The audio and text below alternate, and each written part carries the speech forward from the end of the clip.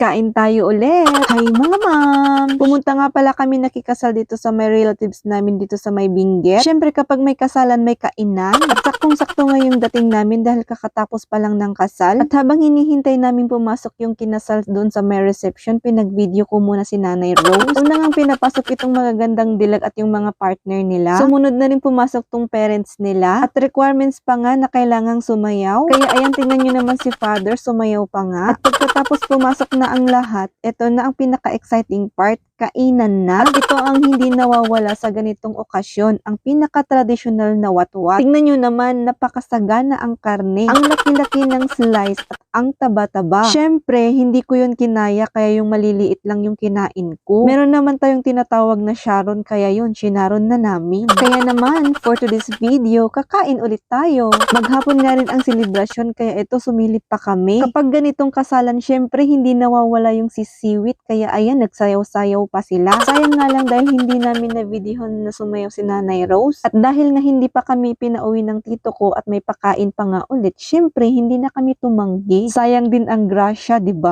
So ayun, for the pila na naman ang mga person. At take note, pang take 2 na naman ito.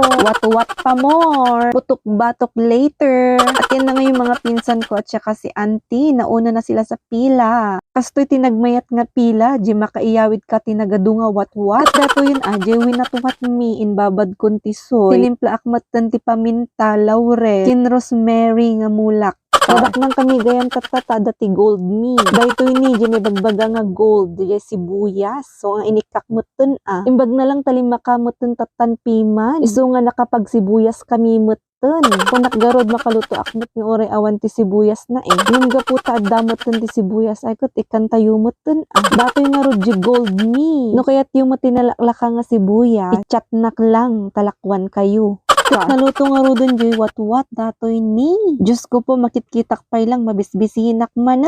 Nagbigit lang na kasi ti video yung i-vlog mo. Talagamat nga mabisin ka oray no makitkitam nga tumtumpaw joy tabana, okay lang. Haamat kit di nga literal nga pure nga mantika day tatahang kong inikat joy nagbabadan na nga soy. Nagbalinkit din nga sarsa kas joy. Jeraman na nga rudgot nalaslasa pay ngamlit yun. Dita mantika na nga rudgot nag-imas manan nga pagkirog iti kilaban. Eksakto nga rud tada pa iti mangga. Ken MQ nga baguo. Datoy lang ta salmon. Additional putok-batok manan. So nga no kastoy ti masida, Diyos ko po, tagay sala nga kutsara ti inapoy. Nagrigat ti maataki ngam na imas ti mangan. Anya nga rod nga isumot ti intay pagraragsakan datay mangan nga mangan. Santupay lang nagluto ni nanang ko ti bunga ti marunggay. Ay apo. In short, ang kumanla amon tin o naukon nga si daun. Nagpaparehas da nga nag-iimas. Literal, malipatam man tinagan mo to yan. So, yan na lang muna for today's video. Thanks for watching. Let's eat!